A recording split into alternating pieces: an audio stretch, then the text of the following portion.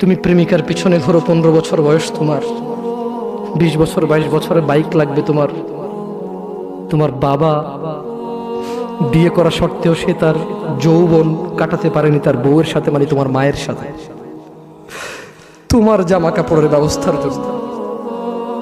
তুমি বুঝো যুবক, তোমার বাবার বয়স এখন 40, সে তোমার মার কাছে আসলে আর অনুভূতি নেই, তার শক্তি কমে গেছে। তুমি বুঝবা না যুবক, 15 বছর বয়সে তুমি যত উত্তেজিত, তোমার বাবা 30 বছর বয়সে এরকম ছিল, সে আসতে পারেনি।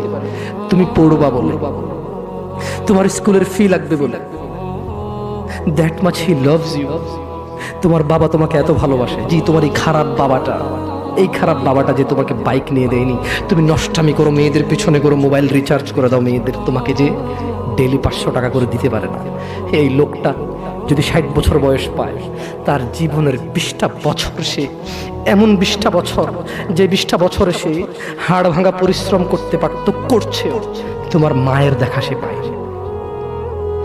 এমন মূল্যবান যৌবন 20টা বছর দিয়েছে, 50 বছর বয়সের দেশে আসছে।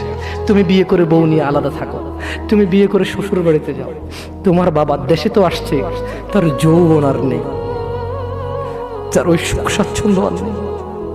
তোমার যৌবন তৈরি করেছে তার যৌবন দিয়ে। এই মুহূর্তে কোটি টাকা দিলে কি সে যৌবন কিনতে পারবে? তোমাকে তোমার বাবা এত ভালোবাসে।